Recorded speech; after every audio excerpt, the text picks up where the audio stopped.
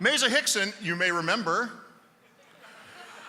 has extensive museum and curatorial experience, and she is now your Delaware Center for Contemporary Art's Gretchen Hupfel Curator of Contemporary Art.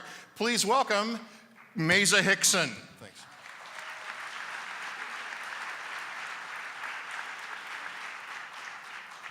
Well, good evening, everybody, and just came up from Dollywood. Want to sing a song for you. It's called The Mystery of the Mystery. There are so many things that I don't understand, including contemporary art. Whew. So, let's see.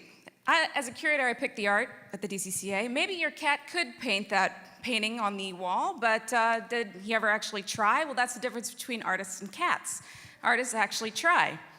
Not everybody's gonna love what they see when they come to DCCA. That's why we think that art is an acquired taste, subjective, no right or wrong answers, just opinions. One person's crap is another person's masterpiece. And artists don't create in a vacuum. They draw inspiration from life.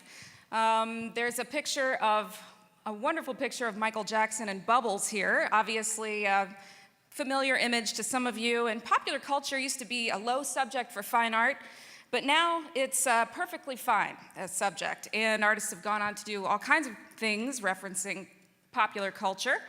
Andy Warhol did this portrait of Michael Jackson in 1984, and he was reflecting the American obsession with celebrity. He predicted that everybody would have 15 minutes of fame in the future, and guess what? He was right.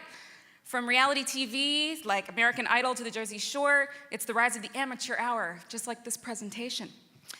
And art's imitating life. After Warhol, Jeff Koons made this sculpture called Michael Jackson and Bubbles. It sold for millions of dollars. And can art really critique society when it's being sold to wealthy collectors? I don't know. Is it ever supposed to critique society in the first place? What's the function of art?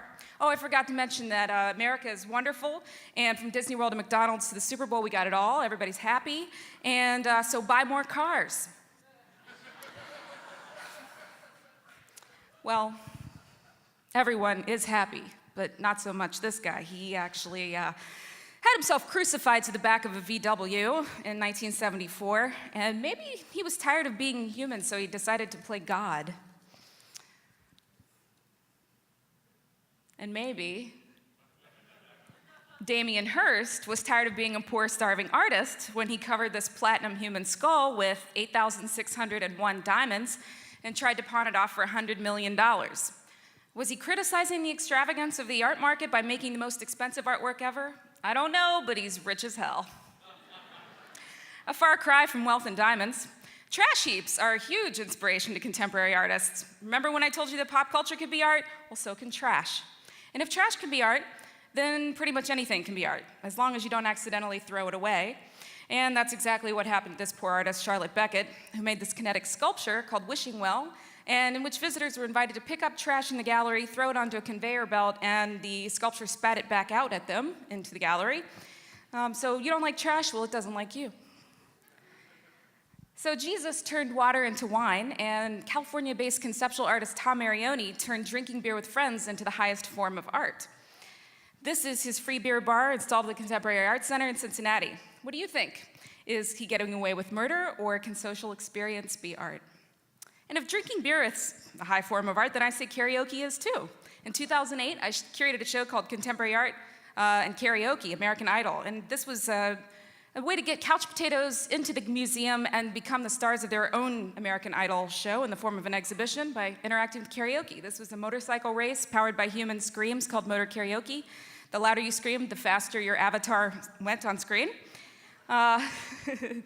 And not only motor karaoke, but we also had a fantastic karaoke bar that ran throughout the run of the show. And did you know that the inventor of the karaoke machine won an Ig Nobel Peace Prize for creating a machine that allowed people to tolerate each other more? And that's what we had to do with this guy. We had to tolerate him every week. It's horrible. Anyway, then there was another piece that was a laughing competition for a cash prize. It was a video by Phil Collins, not from the band Genesis. And it was called He Who Laughs Last, Laughs Longest, in which people laugh as long and hard as they can for a cash prize. What starts out really funny ends up being really sad. which is why I curated this show called Oh Boy on Men and Masculinity by all-female artists. And the history of art and culture is full of female naked women, so I decided to curate this show on naked men, and I liked it. I don't know if anybody else did. But did you know that looking at the male nude actually increases intelligence? It's true.